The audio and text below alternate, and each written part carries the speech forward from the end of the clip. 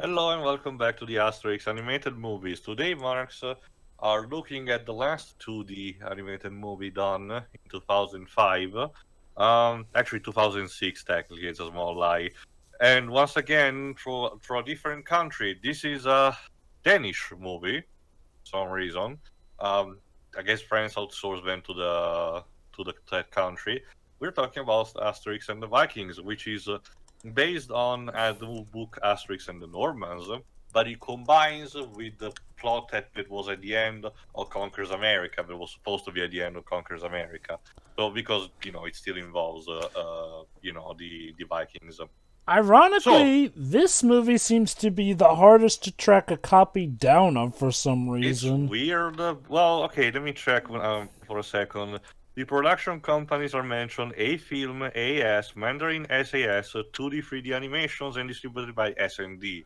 Never So heard I of have any no of these idea. guys. No, probably indie stuff, but I can imagine still will be easy to, just put on the buy or rent section on YouTube. Oh, I oh, have no idea when it comes to, copyright legality for distribution to these. like just for reference, while the books may or may not have been brought to America, I do know that Asterix was big enough to the point where he did have a noticeable presence in America. Let me put it So, this way, Jova. At worst case scenario, the books were translated in English for the British audience, which much of the rest of Europe was definitely into it. So worst case scenario, America could have just imported from the UK without really any particular changes. and the thing You know. is, this did get a release in the United States, probably because the dub for this one is, well, American this time instead of being Yeah, we British. get a couple of stars in a couple of the in a couple of actual voice actors. We have Paul Giamatti,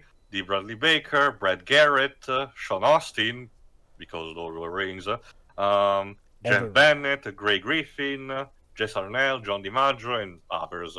So again, it feels like it's starting to coalesce into something more familiar when it comes to the voice acting.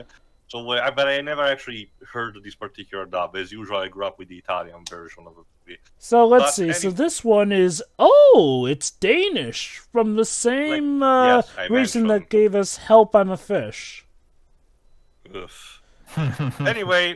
Anyway, this movie poses the question: what if instead of the usual Caesar plot to take, he wanted to take the village, the Gauls will have to face a potential threat from up north, the invasion, the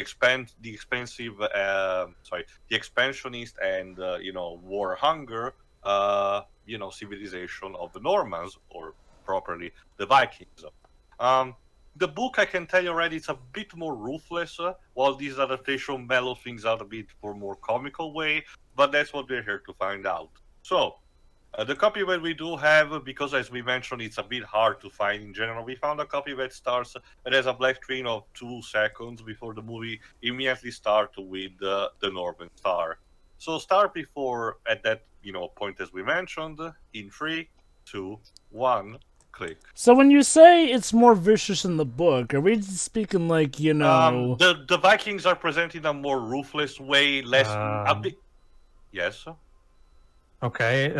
Good lord, what is happening in there? uh, Tune in Aurora to Borealis? Matt TV's Terminator 3, the greatest action story ever told skit, I guess. Anyway, to answer your question, Jova, the Vikings in the book are presented in a more ruthless way when they genuinely want to kill the Gauls. While in this movie, it's treated more like of a sport than anything. You will see. Would you say you prefer how the movie does it or how the comic does it? Each of them is fine for different reasons. Once again, we see a bump in animation. I mean, this is 2005. Sure, it's from a apparently independent studio in from a Danish independent Denmark. studios. Yeah, thank you. You can definitely tell that they were still inspired by Disney in trying to make the animation here. I can definitely, again, I don't know if it was the same film company, but the animation style already reminds me of Help I'm a Fish. Not to say that all the Danish have the same art style, but it's kind of uncanny. That said, it looks like what they're doing is merging 2D art with sort of 3D-esque With some background. 3D, yes, there is a there a bit of CGI somewhere else, yes. And yes, we do have, as you hear it, the music is done by Alexandre Azaria, and we once again orchestral after the synth from the American movie. Yeah, that's John DiMaggio, definitely. Nice. But yes, where are the gauls?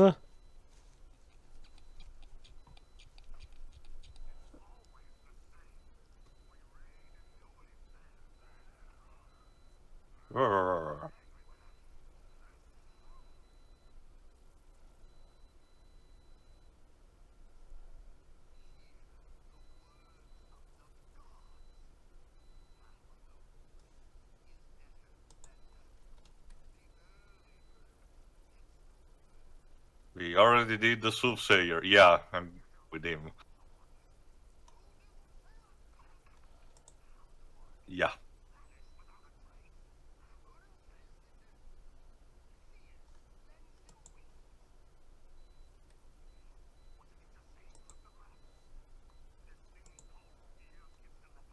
By the way, the leader of the Vikings is called Time and a Half. Also, I love how the soothsayer is called Cryptograph. He's played by Greg Proops,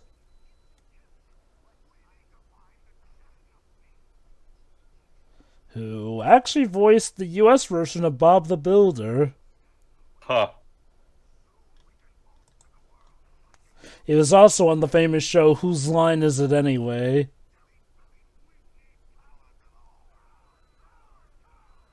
You know, I'm already used to John DiMaggio voicing the Scotsman in, in Super Samurai Jack, so this is not too different, technically.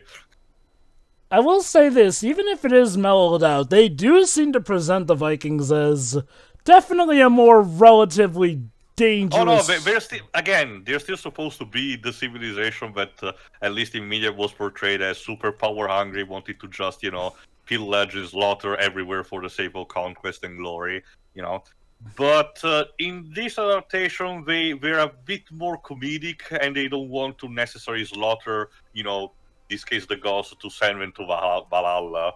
So.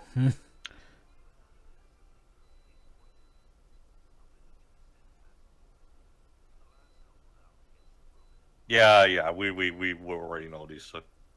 Gotta need the recap. So if I understand correctly, it seems like the reason they never find anyone to pillage is because most of the villages have already cleared out due to the conquest of Rome going on. Mm-hmm. And the fact that they are more aware of the Vikings, so they need to expand their range of conquest, which is actually what happened. The reason you'll be surprised if you don't know much, if you only know surface level of Vikings, you think they only ravaged in the north, but no, a lot of them actually arrived in the Mediterranean. So basically, it was a bout of just Rome got to there first. Kinda. Huh. Okay, I'll admit the voices for Asterix and Obelix, while different, do seem fitting enough. Mm-hmm. Remind me again, Peter, what year was it in the water? 2006, if I remember correctly. The same year of this, so Paul Giamatti got both this and M. Night Shyamalan. Let's see.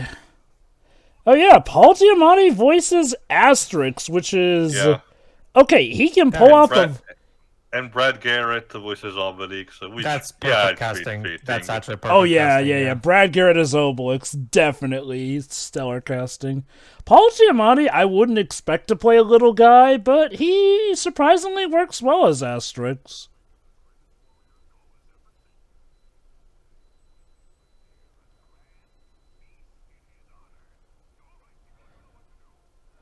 I guess it's probably because most of the... I guess it's probably because most of these dubs have, been done with Brits, aside from the big fight, but it's interesting to actually hear how the American dubbed handle stuff, and... Oh! This guy. Who the heck is this? Just for kicks, the son of a Gaul leader.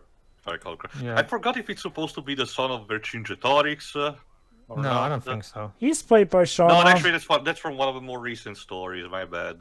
He's played by Sean Austin, who you may remember was Samwise from Lord of the Rings. You can definitely tell they were writing on, this character was in Lord of the Rings, this series is semi-fantasy, so Let's typecast that. I swear, Lord of the Rings was the Game of the Thrones of its time. You know, Well, I I already mean, told you in our commentaries, Jova, it was also a gateway for a lot of web actors who had basically their career starting or had subsided until that point. so it would seem that just, Just for kicks. yeah, Just for Kicks is, not exactly the usual tough Gaul material. Oh.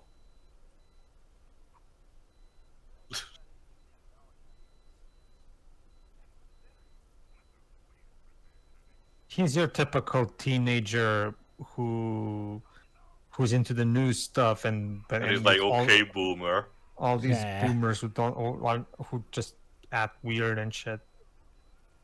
It's funny. I think we didn't mention about Asterix and Vikings that one key theme in the book version in the big fight, which for obvious reasons is not in the animated adaptation, is the fact that one of the rivals that happens to be in the teacher of big fight is a tribe of gauls that have instead accepted the Roman ways, and there's also a cultural clash because of that. Which does end with the Interesting. village rising on top, but as described, for example, on TV tropes, it's sort of a Pyrrhic victory because eventually, of course, the Gaul civilization will fold out and conform to the Latin standards of the Romans.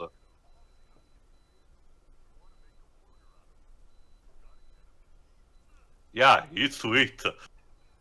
No, absolutely not. Let's see. Oh yeah, so the bard this time is played by Jess Harnell, Sure. the voice of Crash Bandicoot. And what's the name of the wind spirit from Wrath of Cortex? Lolo. Well, no. Actually, it's Wawa. Wawa is the water one. As well as then that is Lolo. Yes, Pedro. As well as Waka Warner. Dude, you country bumpkins don't know shit about good things.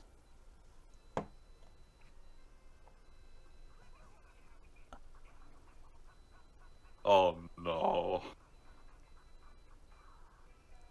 To be fair, in this case, it actually does make sense for the joke to be this one because he's supposed Not to to be mention, once again, we're respecting the we're respecting the tradition of Asterix movie having music of the time being, in this case, mid-2000 hip-hop rap. One thing you have to remember about the mid-2000s, not only did they have their hip-hop rap, but there was also a big swelling of nostalgia for the 80s. I miss watching video clips on MTV. Oh my god. It's also like I said, like this is meant to be. He's like completely out of like all these people are out of touch with what he's into. So of course his stuff would be radically different than what you expect. It works in this case. Although surprisingly, they seem to be gelling with it pretty well. Although I wonder if it's just the fact that they finally had an excuse so that the bard didn't get to play. Although I'll give him credit, that was probably his best playing so far. Also, where is Gatafix? Huh. That's a good question, actually. Oh well, I guess we'll find out later. Meanwhile, in the Arctic, apparently. Well, it's still, Scandinavia, Norway, the Bear Peninsula. Right.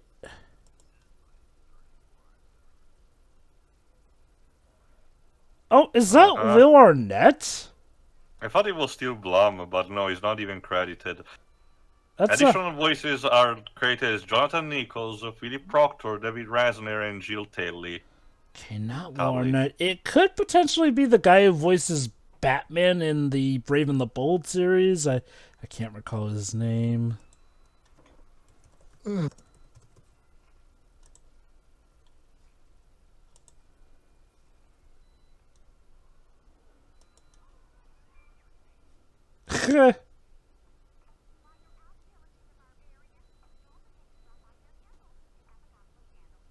Get the irony? They're the ones doing the pillaging, but they consider the people that they pillage to be the barbarians. And also, another parallel, just like with the Gauls, the leader of the Vikings is completely weak to his wife. That's it's like cute. That's like a more downplayed version of the Viking episode from Musil, where the red guy wants to be pillaged. And do you know why we won't pillage you? Because you want to be pillaged. It takes all the fun out of it.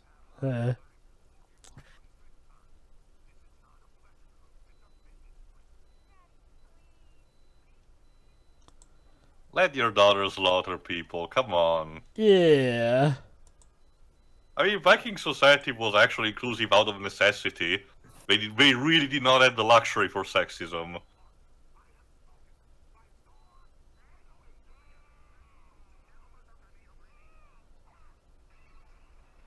Oh no.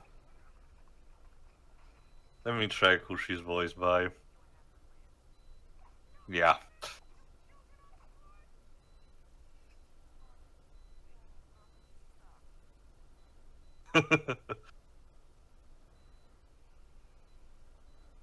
Of course. A feather mustache. It's genius.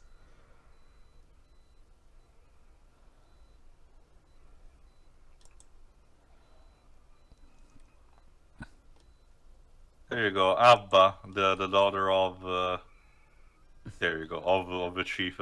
Evan Rachel Wood. Oh, Rachel Wood? You know that name?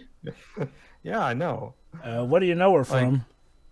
Well, recently she played Elsa's mom in Frozen 2, for example. Let me see what else she Winnie did. Dunia, yes. Also, I was right about the guy who sounded like Will Arnett. That is Diedrich Bader, the guy who voices Batman in the Brave and the Bold series. And He Rachel Wood is voices actually, go on. he voices Unhygienics and Olaf.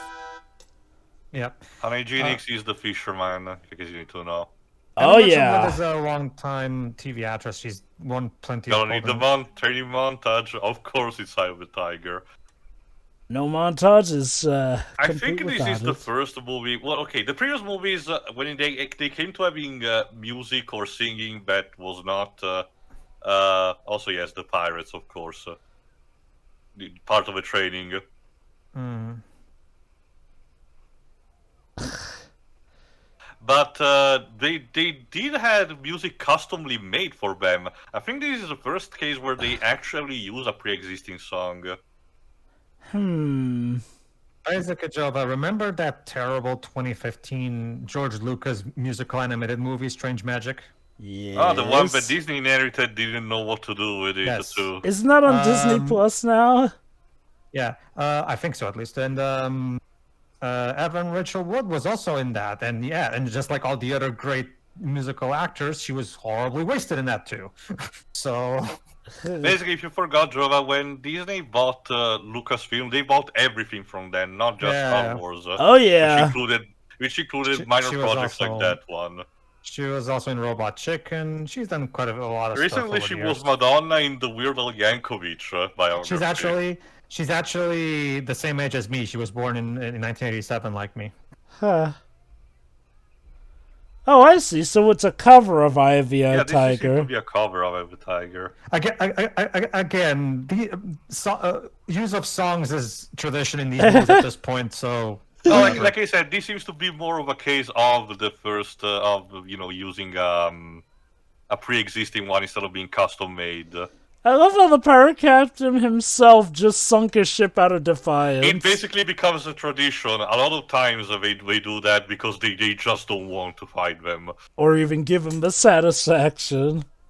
Also, since we talked a bit over it, Just for Kicks, who I now can confirm is the nephew of the chief of the village, the reason why he did not eat the boar is because he's actually vegetarian. Ah.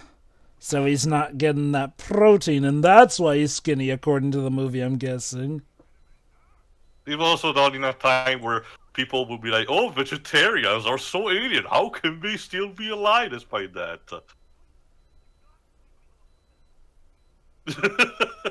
yeah, when she did when she did this movie, she was still only 19, so this was still very early in her career. Well, not super early because I checked. She did plenty of other stuff in the past. Oh yeah, she did things before, yes, but not much. Nothing that I can immediately recognize, admittedly. Oh, there's She Get a mostly Fix. does. She mostly does either Broadway or TV work too. Hmm. I Yeah, she do. was in. I've seen a couple of the crime scenes like CSI where she starred in.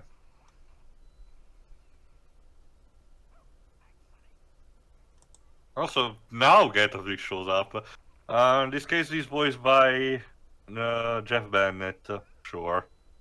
I'm guessing the ruler wasn't too happy to find out that they were trying to train him without having giving him the potion. But also for the fact that Asterix and Obelix forced him onto this and he was kind of traumatized for that. It's how you're animated. Yeah, it's how you're drawn. Get used to it.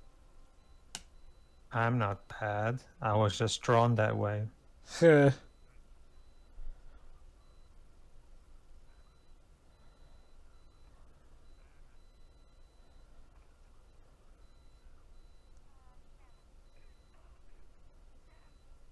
So yeah, Abba's not keen with the others. Yeah. Oopsie.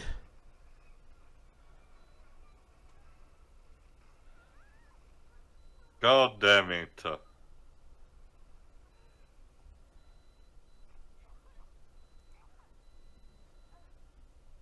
Brilliant.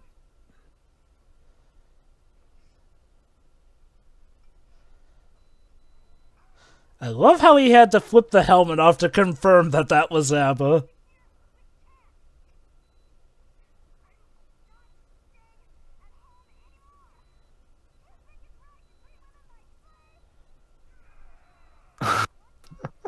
I can't tell if they were cheering with her or they were agreeing that it is right to treat women like that. Just go with yes, Drova.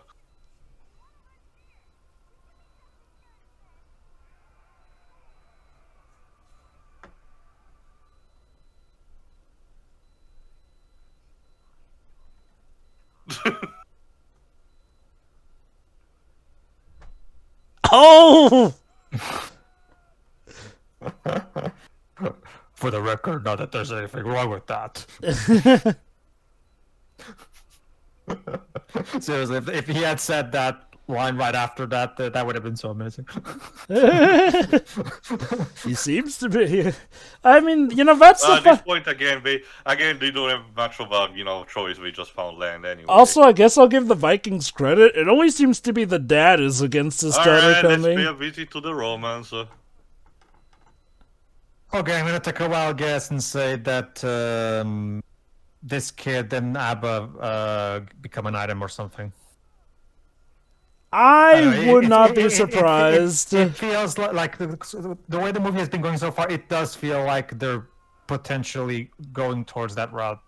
This guy must be new here. I kind of had that idea the moment Abba was introduced to the story as well. Yeah. Yeah, he's new.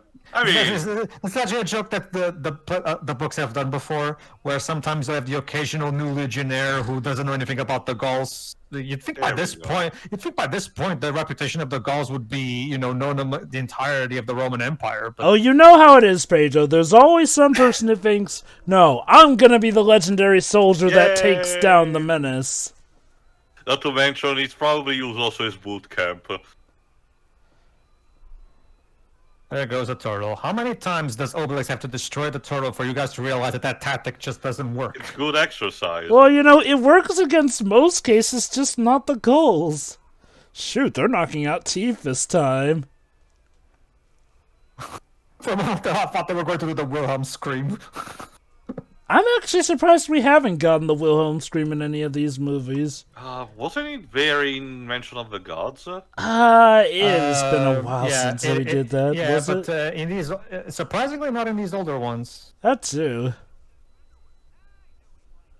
I mean, I can imagine it wasn't really that common in the very older ones because it was Star Wars who popularized it.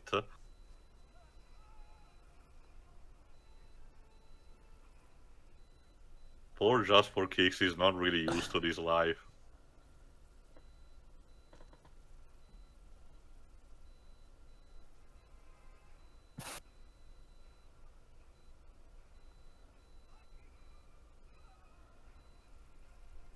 Oh, he sounds legit terrified. I mean, yeah.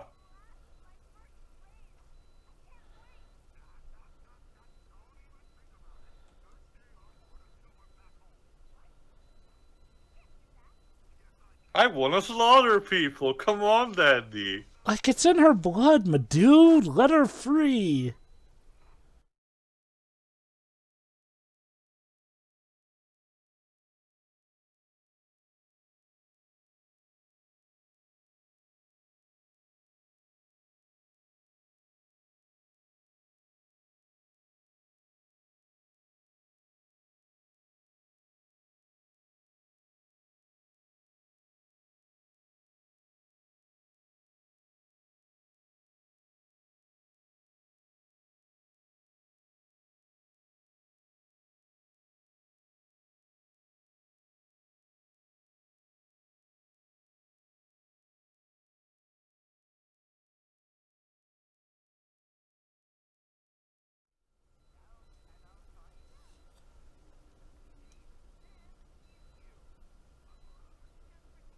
Yes.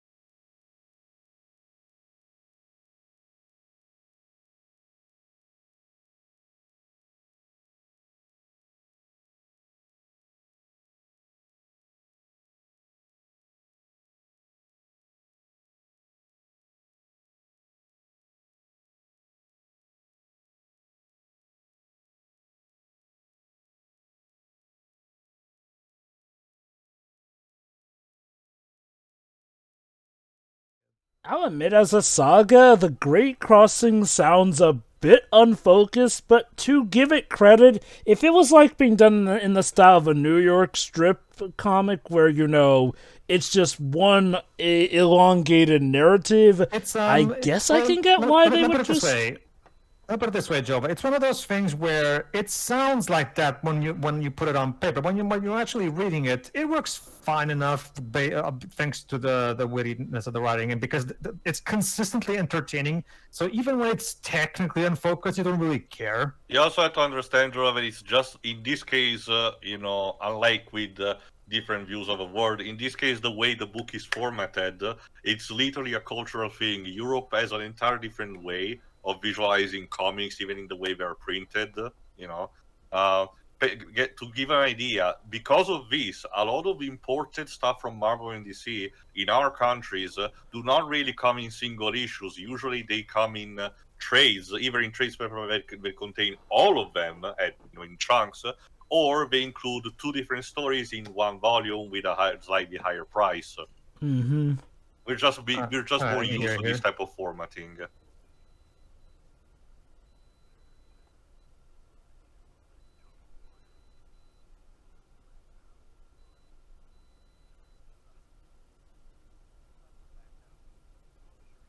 It's interesting that they made him a blonde one in this one because in the book he's He's redhead. redhead. Like ABBA. I'm curious. Well, ABBA is a movie exclusive, so Ah. Yeah, Abba's not from the book. so is also the cryptograph. The Vikings were literally just more of a not mindless, but just this bloodthirsty horde.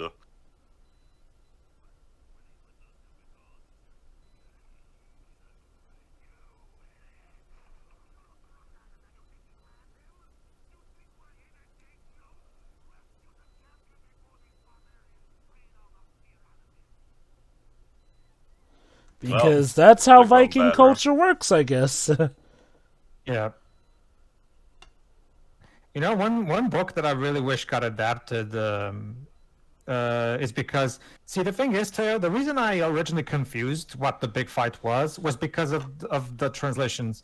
Because the book that I was thinking of was Asterix and the Roman Agent, as it says here in the English title. You did mention it to me when we commented on it. I know what it is, but in my country, it's called in a different way. It's called like the best way I can describe it, Asterix and the Chaos, because the entire point is that the Roman agent. It's the same thing here. It's the same thing here. It's the same thing. That's the thing, Teo. I know which word you're talking about because it's the same thing here. The thing is, Teo, if you do the most possible equivalent translation of that original title, it does translate to the big fight, kind of. So that's why I originally thought Big Fight was an adaptation of that book. That's what got me confused. That's what got me confused. Oh. Yeesh. He means well. As usual.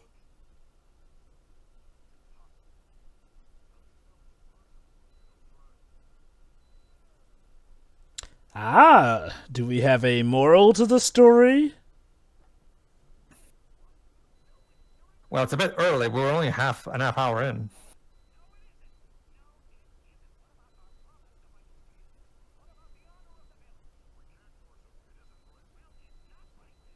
How bizarre is that Obelix manages to have the moral higher ground in this? Well, Obelix has always been the heart of the team, I think. Don't get me wrong. Asterix is the brain, and Obelix is the heart. Yeah. And, you know... Again, Star Trek parallel, the Spock and McCoy, yes. Yeah, basically. Go on. Yeah, like, you know... Asterix, I do get his point of view, you know, they made a promise and all that, but like, Obelix just point out it's the boy's choice, and, well, the boy ain't exactly the normal Gaul, it would seem. Granted, I wonder if this was meant to imply that he's from, like, a much more different type of upbringing Gaul was. Yes, again, that's a nephew, but you have to remember the premise. The rest of Gaul is completely under Roman occupation, and this means this is a consistent thing throughout the books. Every other province of Gaul that Asterix and Obelix visit or someone comes from has been conformed themselves to the Latin Roman culture. It kind of makes sense given how he literally came riding in on a chariot like a Roman too. Mm-hmm.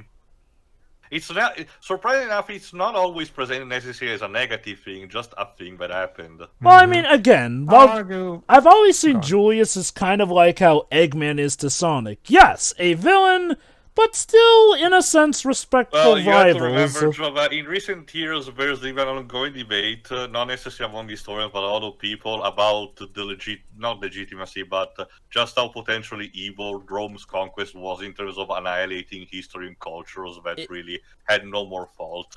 Is it in the sense that it's worse than we thought, or not as more bad? More like, we should have at least have some kind of preservation of it instead of just complete annihilation.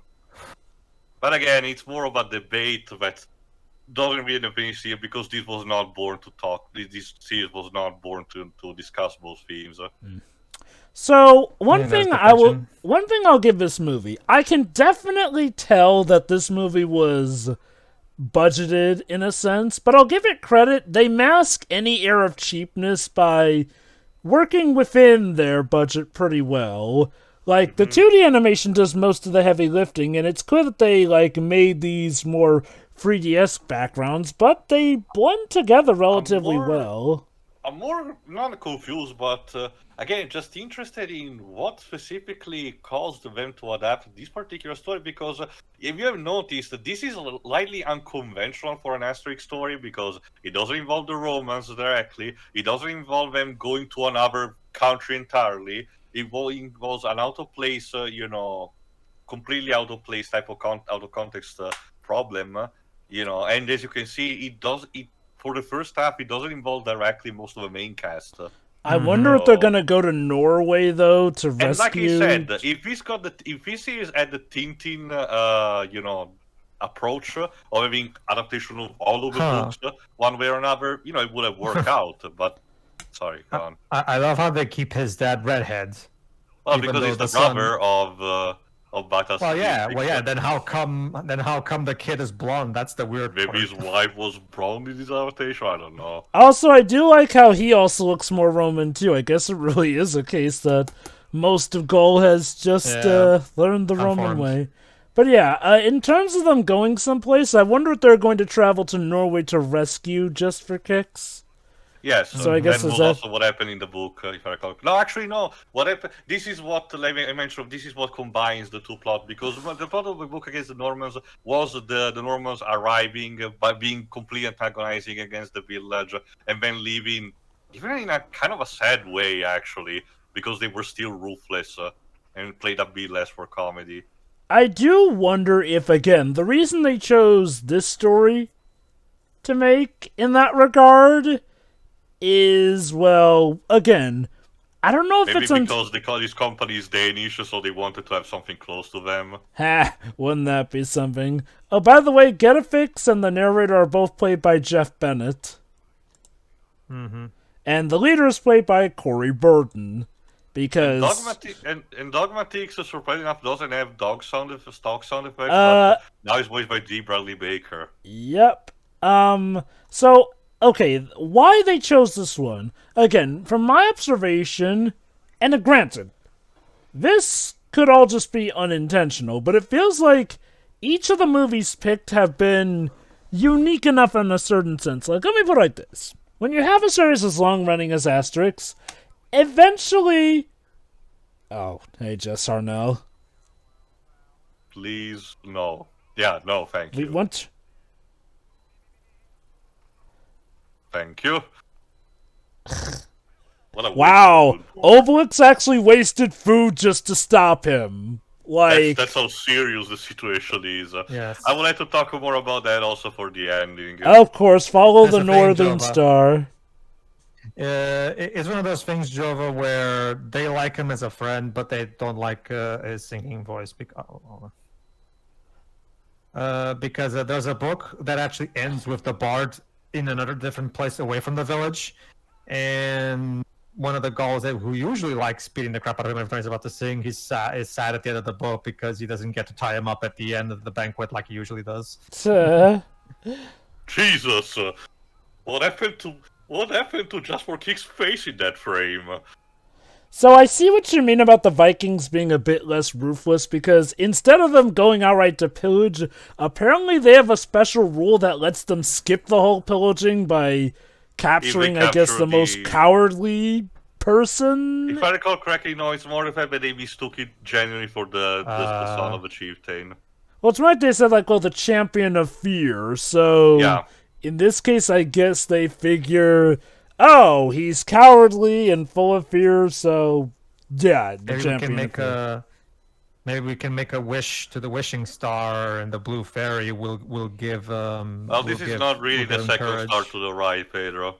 Well, okay, to be fair, it's the Northern Star, which I'm trying to remember if that also counts as the wishing star. Don't Not quote me really. on Like it. I said, remember, it's supposed to be the same one also from Peter Pan, and that one is second star to the right. Don't worry, we'll learn about it at November of this year. So. But yeah, going back to what I was saying earlier and to why they chose this one to adapt. Unintentional or not, oh, hey, Abba.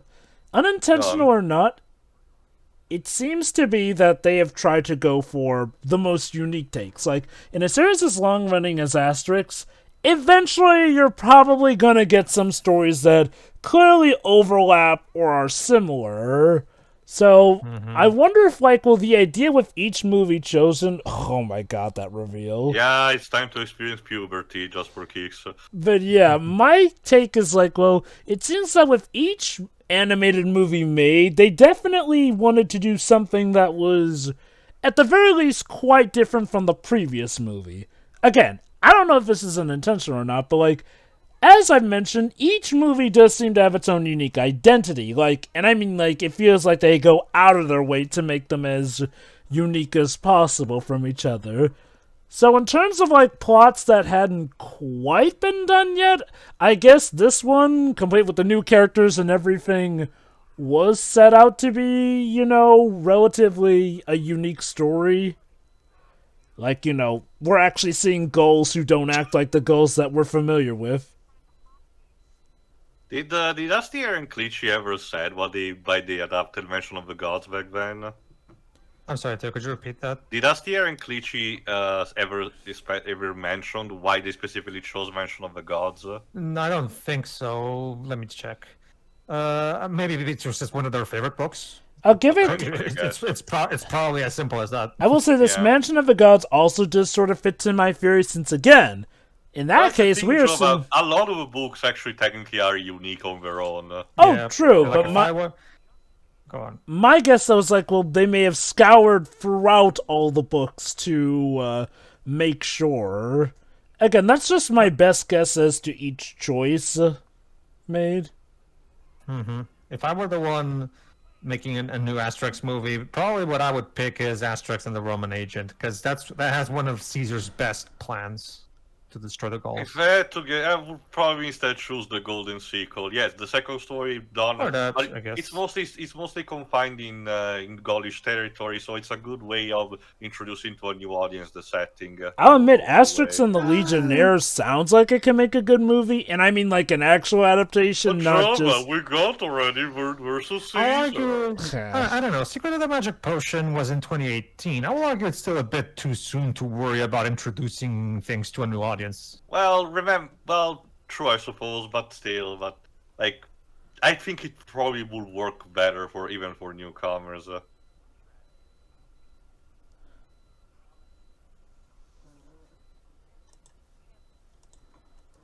It's called Lie Revealed.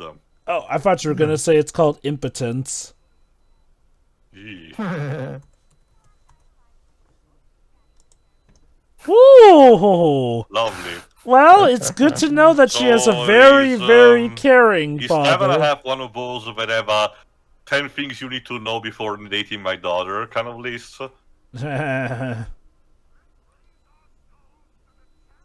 So, the same makers Yay. behind Asterix were the same makers behind Lucky Luke, right?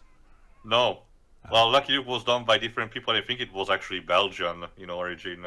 Huh, you guys had mentioned Lucky Luke in reference to this series, I forget the Well, context. that's because it's, again, you have to remember, in terms of culture, France and Belgium are very unique, no, not united, but very in synchronism, yeah, very synchronized with each other, what I mean. And Lucky Luke is probably the second most famous series after this. Okay, maybe Tintin's technically also on this spot, but those tend to be the most famous one, with Marsupilami coming close. Ah, yeah, apparently Lucky Luke got an Italian film adaptation and an Italian TV series. Yeah, it's also popular here, because, get it, Western, Sergio Leone, stuff like that. I swear, Westerns seem to have been some of the most applicable exports from America in regards to what foreign countries really love to watch. Also helps that we do have, one of my countries not exactly like New Zealand, we do have different parts of climate that can be used for that. Haha, you get it, it's like going to a nightclub.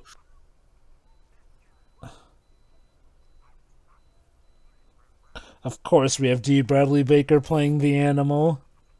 Of course. This is also a small of a running gag. Every time Asterix and Obelix have to disguise themselves for another culture, sometimes they do as Roman legionaries, Obelix cannot take the thing seriously. Huh. And more time than not, this actually makes the plan backfire on them. Oh, good boy. Tuh.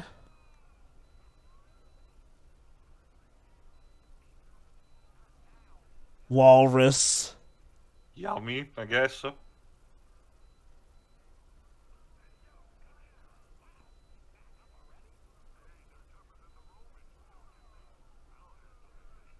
Yeah, this is also consistent with the comics. The Vikings are a bit more resistant than the Romans in terms of being beaten up.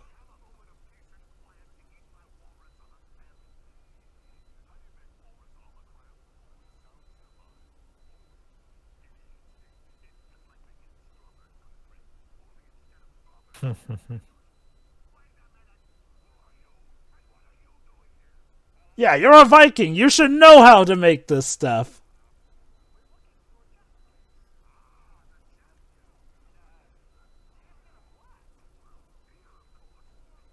Can't touch this.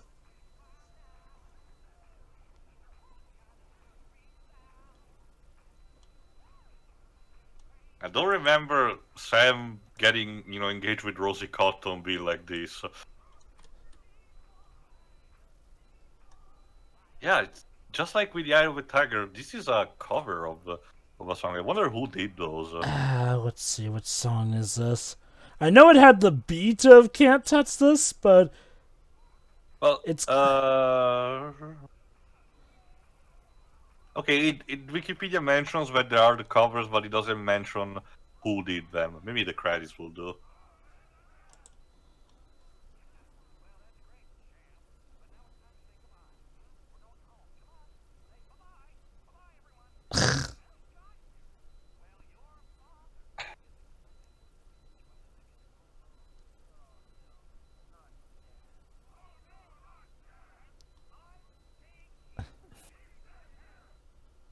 oh boy.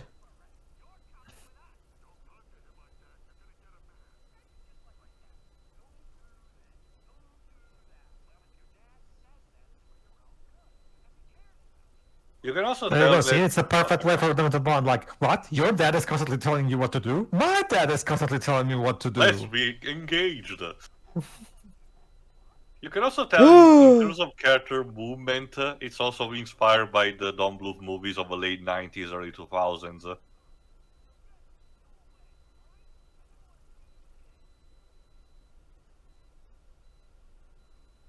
Damn. You broke Obelix. How Remember, fucking Obelix dare was actually you? Obelix actually liked them. Yeah, So even the sad violin. Yeah, I think this is probably the first time that you've seen Obelix get genuinely well, there saddened by was the something that whole thing someone's. with when he discovered that Panacea was engaged with Tragicomics. Well, okay, yeah, that was heartbreak, no, but this is something that like feels it's like genuine, yes. genuinely like a personal attack at him, like because Panacea didn't intend to hurt Obelix. He, on the other hand, like literally told him, get away from me. I hate you." Maybe that ties into part of why they chose this one. Granted, I don't know if that's how it happens in the comic at some It's been point. a long time since I actually read No, it. in the comic, it's very different. Let me get the synopsis real quick. Like so I can said, if read I it for recall you. correctly, the Asterix Nobics ending up in the Normal Village is the part from the Great Crossing, while instead the Vikings invading is from the Normans. If anything, it's Whoa! also play a Ho! part in Ho! how the Vikings are defeated.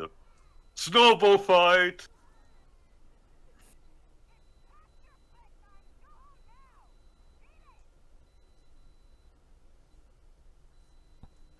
Leave it to kids to ruin the That's all. moment.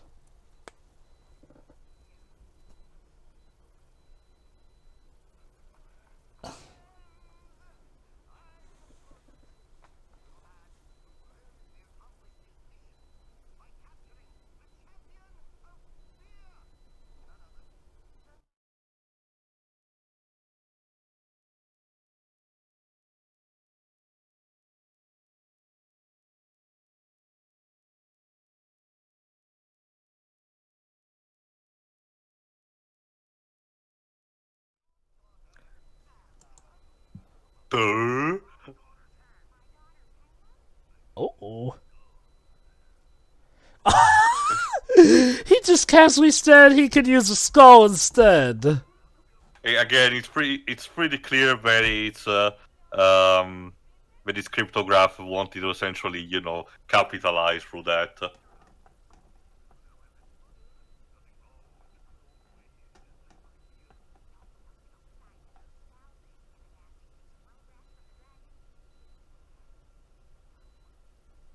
How happy? This is.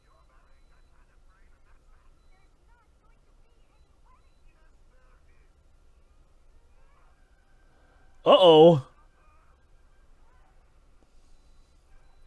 I love how the kid must be thinking, "Oh my god, what am I got myself into?"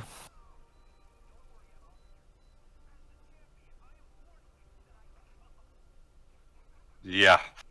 Well, he tried.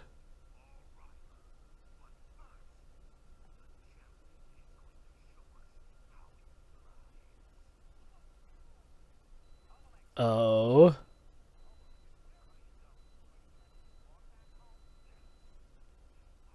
Could he?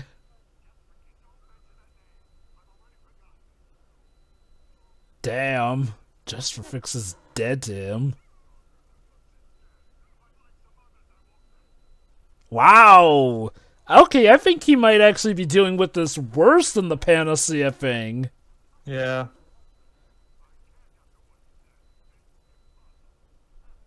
I do, again, assuming this did happen in the comic, I again could get to, again, it isn't, I think a better way to put my theory would have been that each movie does give us extremely different scenarios to see how the gauls react in those scenarios. It also ties into Obelix's backstory because see the thing is Joe, but there's a special comic called How Obelix Fell into the Cauldron. That tells the story of, well, how that happened, right? And it tells us that before he became the strong man that he is, Obelix was constantly bullied by everybody except Asterix. So this was probably his first time since those days where something genuinely affected him.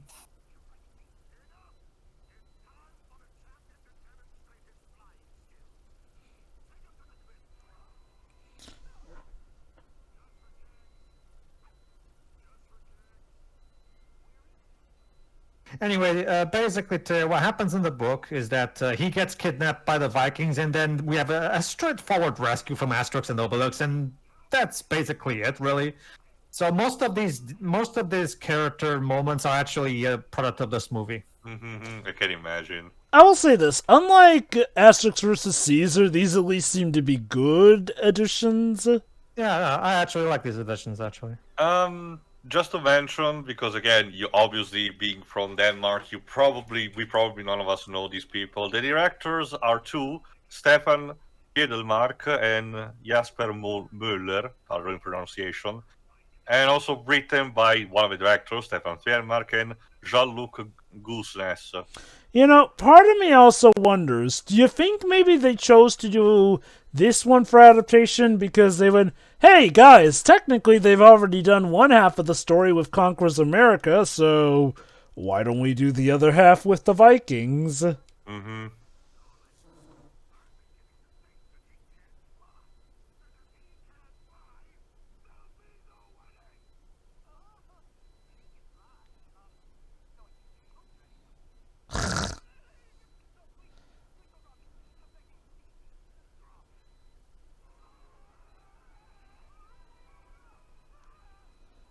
Ah, the wonders of fog. And bungee jumping, I guess. Fog was nature's green screen back in ye old days. No!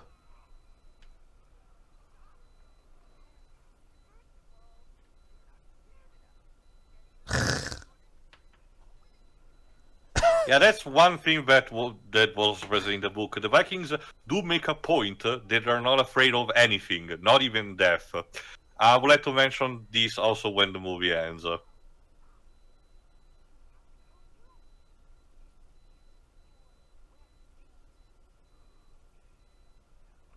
guess I got the strong genes from the mother because I don't really see much of muscles in, in Cryptograph.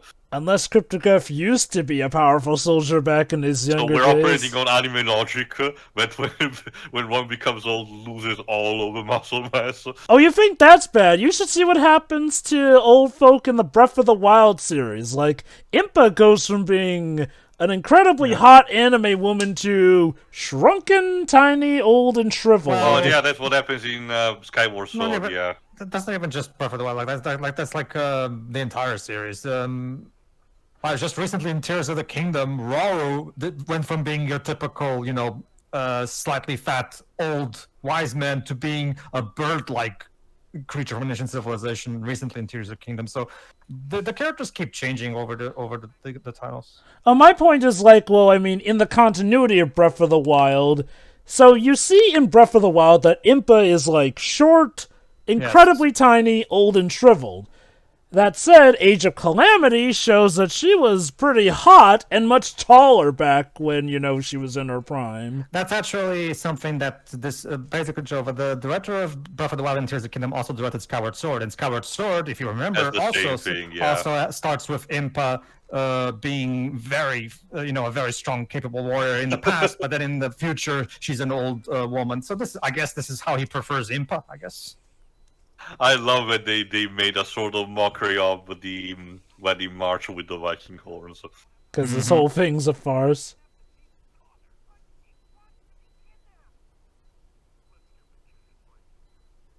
Oh, look at that too! A princess that wants to be kidnapped. So there's our heist. We're gonna kidnap the Viking princess. I'm sure that will have no consequences.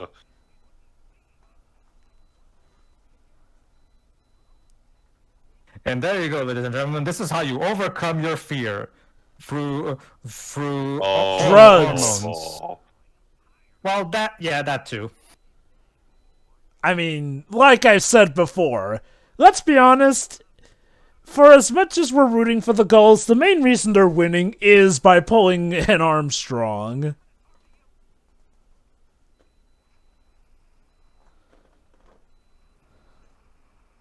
Wow, love not only. The whole vial. If I were you, I was just taking the whole flask, dude. I get the feeling he's not as. Bring her with you instead of leaving there. Well, that's what I was saying. Yeah. I get the feeling he's not as familiar with all of the ways the potion works.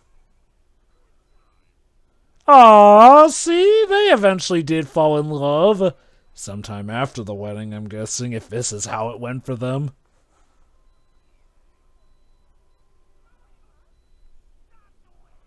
I object! Just dying on the spot.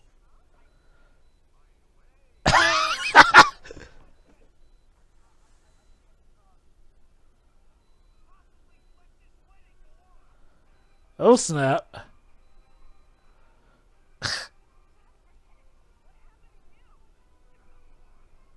Drugs, honey. That's what happened to him. Steroids, yeah.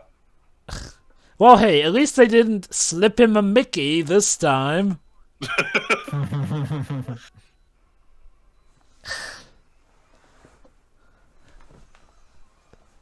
You see, kids? Get some magic potion and you too can be this cool. Again, well, like I said, the Vikings are a bit more resistant than the Romans. So if this were a video game, they'd be like the mooks that you fight in your endgame. Huh. I'm more surprised by they really did not get Steve Blum to voice, Cryptograph's son. Yeah, about that, sweetie. Huh.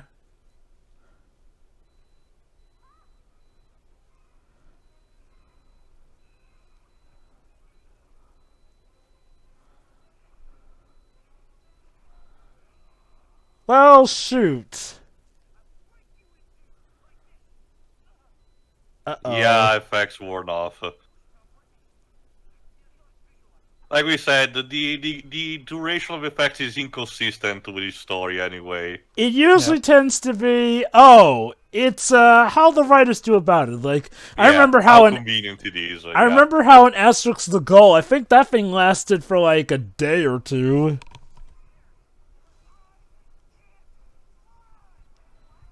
And so the truth comes out.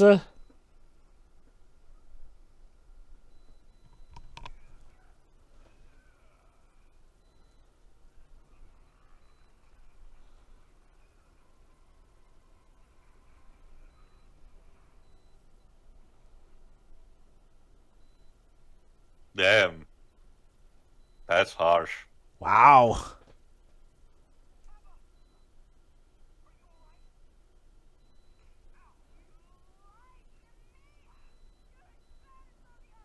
Halia revealed. With the second act breakup, yay. It's weird. We're far enough in the movie that you'd think we're in the final act, but Not to mention, you would think that this movie will, considering the films that it had, it will try to be a bit better, man. But to be fair, this was the middle of the 2000s where having a movie with this plot element was basically the norm, especially DreamWorks. My so God. I can kind of understand why they had it. You know, when you think about it, it is, I'll admit, Asterix is one of the rare film series where I can say that each movie is definitely unique for the time it came out. Like, Yeah, definitely. Just say, look at the CGI movies, which are much more Pixar-esque in their writing compared to this one's the more previous ones. Disney and DreamWorks-esque. The one for Conquers America, I'd say was Disney and Warner Brothers-esque of the time in the 90s. It is interesting how each one is definitely a time capsule. Oh, like, Big Fight, that was 80s, I believe. 89, yes. Yeah, and you could tell just by the music alone.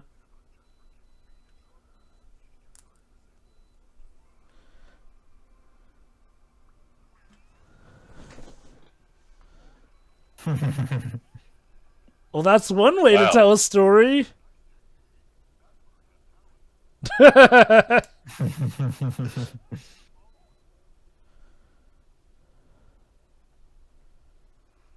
So I get the feeling we're still actually in the climax at the moment.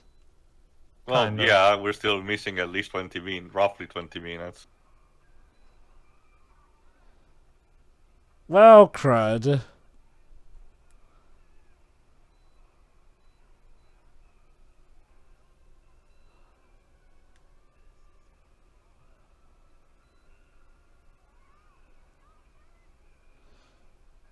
Well, at least she does come back to help him. I mean, the movie is actually also hyped her up as a more complex. So need to give her something at least. Which, hey, I'll give it credit again. It's an Asterix movie with some stakes, so kudos And there. like we said, it's definitely better in portraying feminists what Uderzo at least did.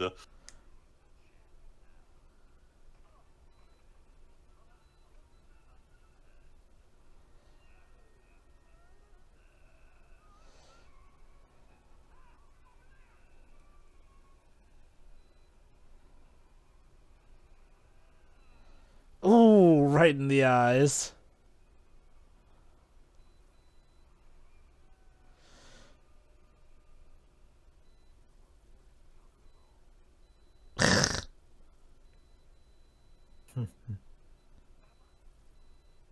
Oh no, is she dead? I can't believe she's totally dead.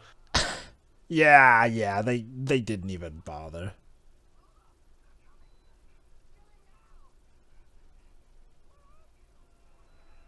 Yeah. Surprised he didn't fall on him.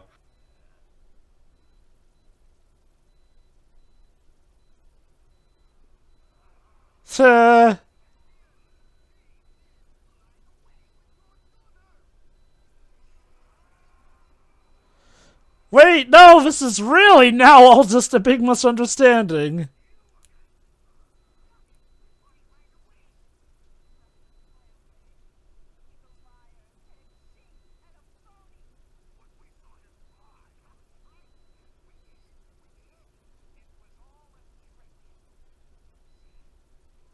He still has that rope around him.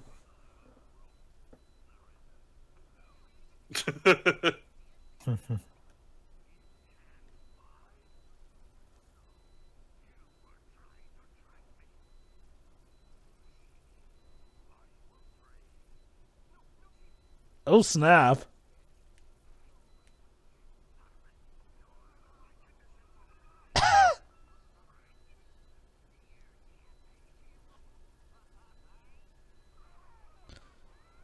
Oh!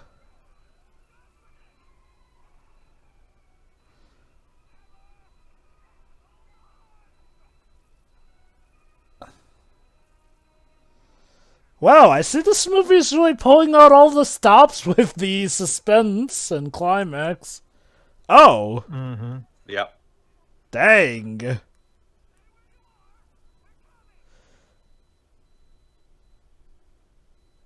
I think that guy might legit be dead. I mean, the Disney villain death and everything. Yeah. Yeah. I mean, granted, we have seen some villains die, but shoot, like, the actual Disney villain death for an But Asterix yeah, movie feels this kind of actually gives just hardcore. for kicks an idea, if I remember correctly. Ah.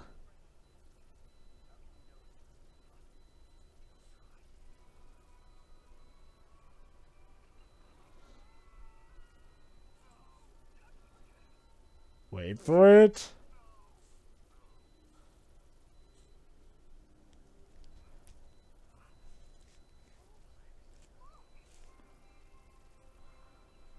Smart. Mm-hmm.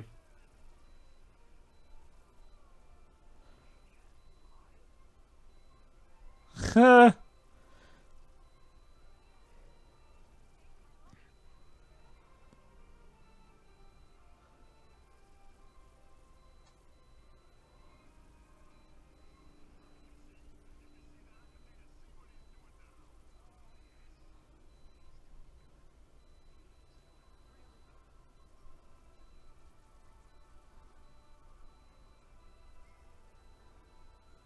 Let me guess. Kiss? Ericus?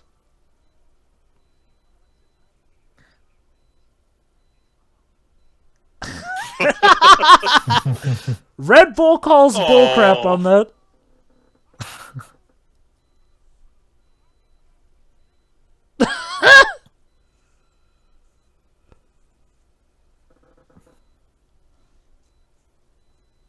So yeah, how are things going back in Gaul?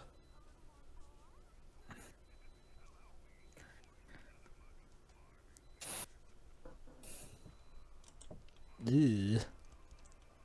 I have to say, Corey Burton's putting in a pretty deep voice for Double Helix. Mm-hmm.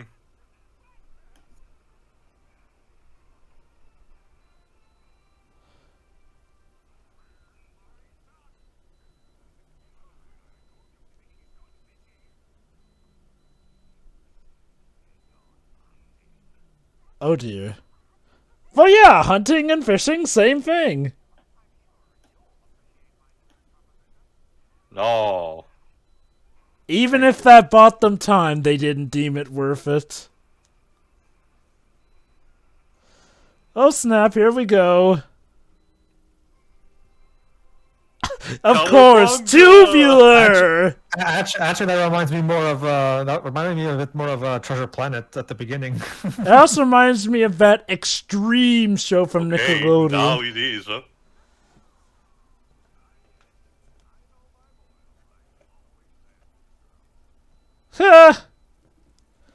So I guess the Vikings are okay with her eloping with him?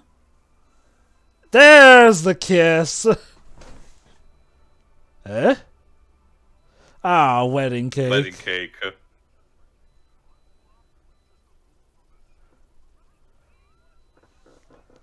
And yeah, like I said, in this version, the Gauls end the story with the Vikings in a more amicable term. While instead in the books it was a bit more ruthless with just retreat or anything. Yeah. Especially because when they mentioned that, again, missed opportunity, when the Vikings mentioned that they have no fear of anything, including death, what the Gauls do is essentially unleash cacophonics on them. You know the page Dreadful Musician on TV Tropes, Jovan? Yes, that's That's him. him in the page image.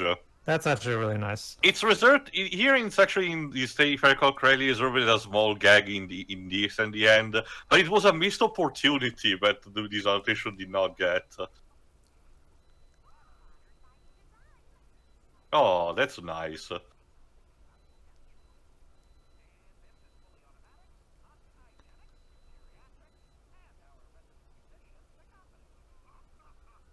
Oh wait, Yeah, like I said, we're reserving for a gag for this moment, but it's not as it was in the book.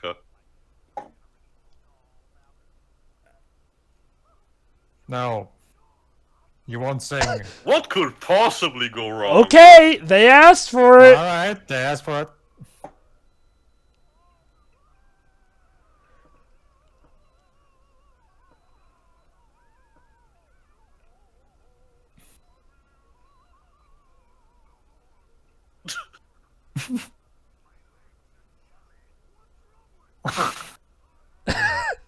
He's singing literally saps the life from them. Yes, that's cacophonics.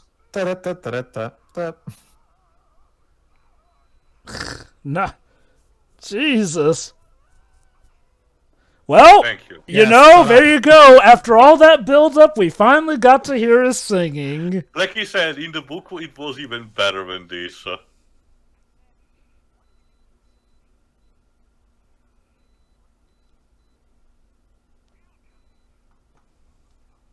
Huh, that's a pretty good voice for Getafix.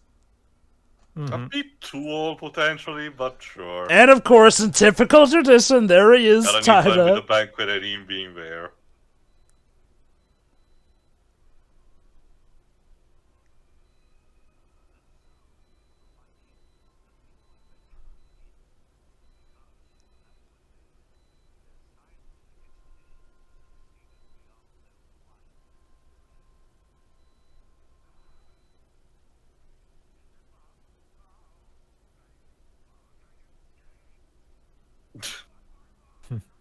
Eh?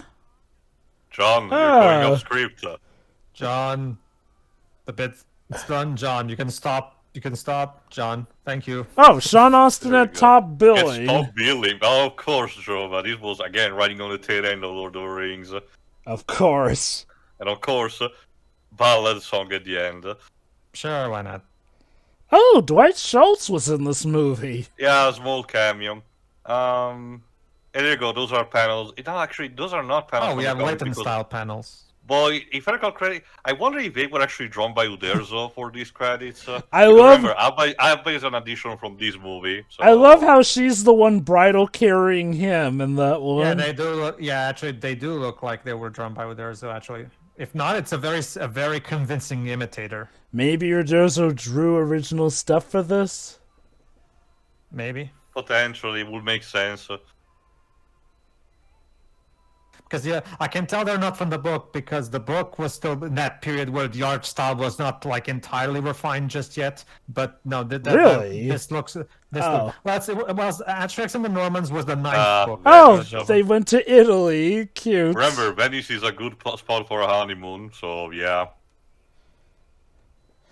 But yeah, you know, that was This was actually really good. yeah, very good.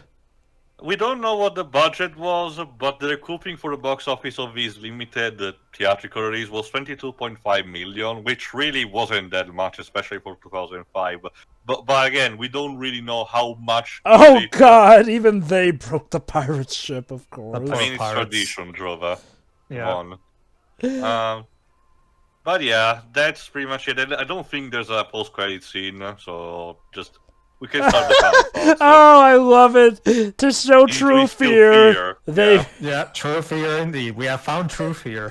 yeah, Hooray. no, so I guess I'll go first then. Gone. Yeah, no, this was actually a very good movie, honestly. Like, again, the voice acting is quite possibly the best out of the movies. And again, well, I was already... With a star cast like this, that's not surprising.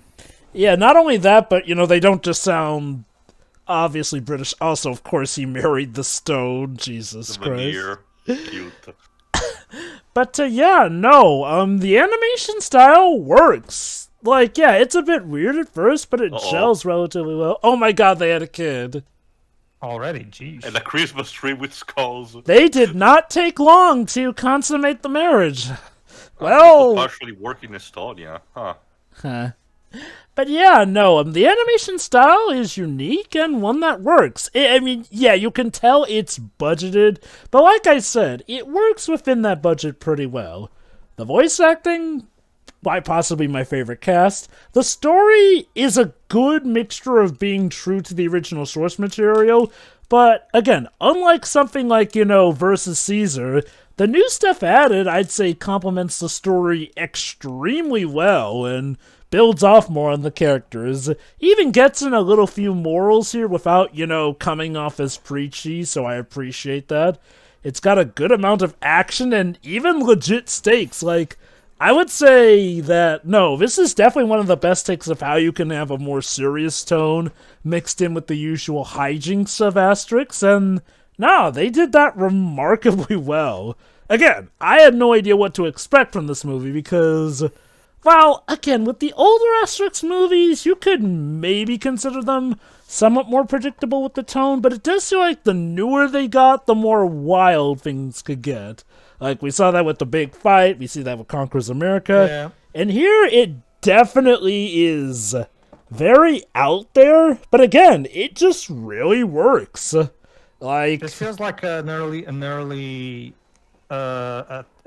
incarnation of that formula of taking a book and really expanding upon it, and genuinely improvements that we'll see later with the CGI animated films. Like, I'll say this. I was not expecting this to be bad. I was not expecting how much I was going to enjoy this. Like, I don't think I've had this much fun watching an Asterix movie since Mansion of the Gods and 12 Tasks. That's how good this was. Mm-hmm. I'm definitely going to put it up with my top, I definitely put it in my top tier of the Asterix movies, along with Mansion of the Gods, Conquers America, and 12 Tasks. Like, no. Really great and fun movie.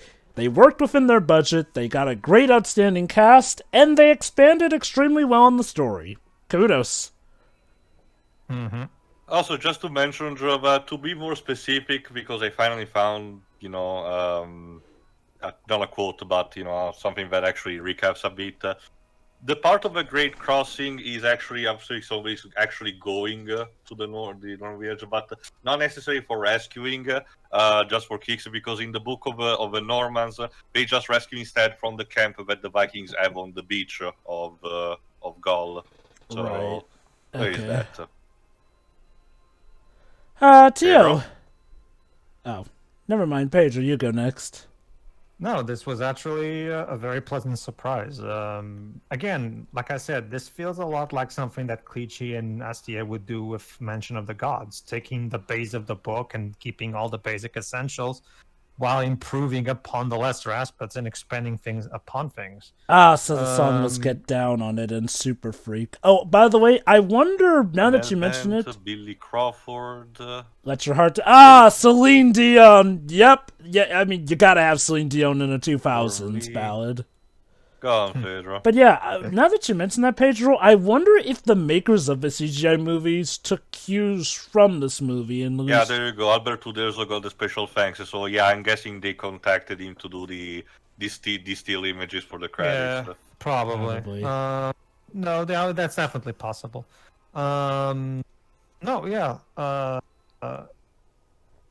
Yeah, it's really. I personally don't mind the live reveal thing. Honestly, it gets done pretty quickly. And Oh, yeah. Let me put it like this. The live revealed stuff is just something that I kind of have an automatic cringe to. But if it's done well, like in this movie, I am relatively retroactively fine with it. It's one of those things where, to me, tropes are like like any Tools. tool. They can be used for good or it can be used for evil. The point is, they did a good job taking the basic aspects. I'm still a bit weirded out by the random change in hair color of Just for Kicks, but I guess it's not that big a deal. But yeah, they did a good. I guess they wanted him to have a different hair color than Abba. Maybe, I don't know. I guess, because, looking at the original cover with him, his hair color is exactly that of Abba's. Yeah, because in the original book, the original book is much more simple. Like, there's not really a grand character arc for Just for Kicks. Not really. Like, he gets closer to Asterix and Obelix, of course. Like, that's usually the case with typical stuff like the Spanish Kid from Asterix in Spain and stuff like that. But that's about it. But this movie actually did a good job in giving him more of an arc, and it works rather well, actually. I especially really like his final interaction with the dad, where he refuses to shake his hand because he'd rather just give him a hug. So yeah. Abba's a really good addition. She's fun and she does a good job in providing the female empowerment angle.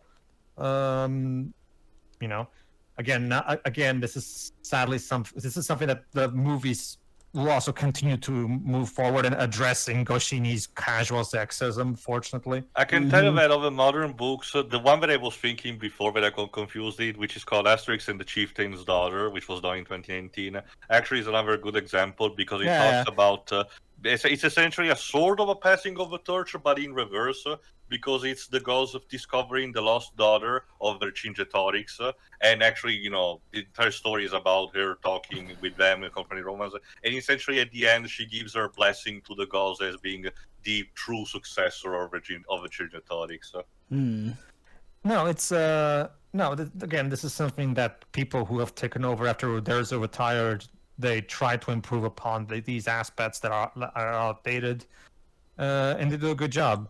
I will admit, I was surprised that they had Grey Griffin voice Impedimenta instead of the voice of Abba. the wife of Vital Statistics, yes. I think so, yeah. Well, whatever. The point is, yeah, and they do a good job. The animation looks fine, honestly. I mean, I still prefer the way the purely, entirely hand-drawn movies are. Like something like, for example, Asterix in America. I think I really like the way that one looks because I prefer when Asterix, considering its nature as a comic book, I feel like the purely hand-drawn aesthetic with no CGI, I think, is a better way to represent Uderzo's art. I feel like the 90s were definitely the peak of pure 2D animation. Not to say that we still can't get good stuff, but like, well, it was the peak of purely 2D animation before, the 2000s would start to integrate 3D more, eventually to the point where CGI kind of took the wheel. Well, if you talk about in terms of Western animation, definitely. Yeah. Like if you ask me, like in general, like worldwide, what's the best looking 2D animated? I would pick Isao Takahata's The Tale of Princess Kaguya.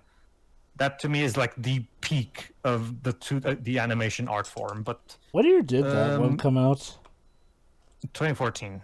Well, 13. Well, actually 2013, the same year as The Wind Rises. But the point is, the animation looks fine for what it is. Honestly, yeah, it's appropriate for the time. But honestly, yeah, it looks fine. The music is also good for what it is. Again, the songs. Again, this is just par for the course at this point. So whatever. This is just tradition in Asterix movies at this point. So yeah, I really enjoyed. Like they did a good job expanding the story and giving it more substance. Yeah, that moment with Obelix, like because Obelix did because if I remember correctly, it's been a while since I read the book. When it comes to the Normans book, that's probably one of the ones that I read the least. So I don't remember all the details, but I'm pretty confident Obelix's relationship with Just for Kicks wasn't quite as much focused on as this. I'm pretty sure there was just mostly just kind of buddies at best, and that's it. But in here, the thing where Obelix genuinely takes to him and tries to help him, and then of course when Just for Kicks genuinely snaps at him and it genuinely fights him, yeah, that's a really good character moment for Obelix because we've never seen him in that state. Yeah. Because he's usually not at all emotionally involved in anything. Because he's mostly just becoming a so that's a nice way to see Obelix in a more vulnerable state for a change. So yeah, honestly, this was a really good surprise. Probably one of the better, like Jova said, one of the better Asterix movies. Definitely, I will say. Yeah, again, it does exactly what the previous movies failed to do, which is take the book and genuinely look at the lesser aspects and try to improve upon them. Like Just for Kicks, he's not that interesting of a character. What can we do to make him more interesting? And yeah, the movie succeeds at handling those aspects. Again, this is the same thing that Astier and Clichy would later do in Mansion of the Gods, expanding upon it, giving the plot more heart and everything. And again, this is exactly the way it should be done, in my opinion. Take advantage of the fact that Uderzo and Goscinny didn't have much room to add much narrative substance, and as a result, with a movie, you can do that a lot better because you have a lot more time. So, pretty cool. All right. Yeah. Go ahead, too. All right, I'll conclude. No, yeah, this was again a good surprise. Like I said, it's been a while since I actually watched this, so it was rediscovering. And I have to say, this is probably my favorite of the English dubs. To be honest, sure, there's the hilarity of stuff like the British dub from previously, or some minor good voice acting beats here and there, like from the big fight with Tony J as the narrator. But this is the more consistent one. I'm not Definitely. 100% sold with Paul Giamatti as Asterix, but he's doing a good job enough, and arguably better than the previous attempts to me. Brad Garrett is just perfect casting for Obelix, and I'm Yeah. surprised he didn't stuck. Um, Again, the animation is also pretty good. Even when they actually use CGI, it's actually better integrated and used for stuff that doesn't really look too jarring. Like, for example, the ships when these are darker shot, or the ice, for example. And it comes to Divergent versus Material, it still works fine enough to me. I don't remember the particular much of the original book, and I don't remember it to be too bleak in comparison. You can tell still that this was a bit more played up for comedy, but it's nothing particular wrong with either version. This is definitely one case where each version, the original adaptation, work in their own respective way without damaging each other, which is probably what it works for the better. Again, the animation looks pretty great, like I said, for such a relatively small budget and indie companies that not many people heard about, a special project from Denmark. Again, it just left me wanting more. And again, it's the usual thought that at least me, and also Pedro for an extent, had for this adaptation. We really wish it wasn't just these sporadic things that happens 1 or 2 times per decade, but instead it happens, a bit more frequent, because there's so much more source material that you can adapt Yeah, and improve. there's a lot of great as books that mentioned. just begging to be adapted. If I may, what I feel like what this feels like is like, okay, let's imagine if each Disney film across the eras was made by like completely different staff teams. And I mean like in the sense like, well, these don't even have correlation with people who worked within the Disney company. Like, imagine if, hey, America makes Sleeping Beauty, Britain makes The Great Mouse Detective, China makes the Lion King movie, and Portugal made the Snow White film, essentially. Like, that's how different these all feel in that regard. And that's overall the extent. France, and to an extent, Goshin, there's back then, and those who succeeded afterward, and the fans just don't see too much of a priority in adapting these properties. Instead, despite the fact that they're equivalent of their Mickey Mouse, basically, and instead are just content in having them occasionally pop up. Because yeah, even if Astier and Clichy doesn't work anymore, you can bet your ass will get another animated movie at some point in the future. I feel like, kind of inevitable. if I may, just that it will still be inconsistent. If I may, the way of how they do the animated movies, I feel it's a double-edged sword. On the one hand, to look at this on the positive side, the way they've been doing these movies helps make it so that it will never feel like these stagnate or get too samey, because, yeah, to give it credit, every movie has felt like a unique experience, despite having a general formula to it. So, part of me wonders if that is why they do it that way. Again, on the negative, though, that does mean that there's not always a guarantee of quality or consistency in that regard. So, again, while I would say only one of these movies is absolutely bad, your mileage may vary heavily based off of your taste, and these movies do go all over the place. Not to say the comics didn't, but with the movies, you can definitely say without a doubt in that regard. And it's a for better or for worse case, because, hey, it did get us some pretty great hits. It also got us some not great ones, though. Also, to me, go on. Sorry, go on. No, go on. To me, what I really would wish was for Asterix to get the Tintin treatment, because, like I said, when it comes to these European comic book franchises, Tintin is the one who got the best with the 90s cartoon, because the 90s cartoon is one of the all-time great adaptations of books. That's the weird thing, Pedro. Remember, Lucky Luke got a series of movies made after, but they got a lot more inconsistent with their animation. Yeah. So I don't Well, know. the 84 series, the 1984 series, I will argue, was pretty good.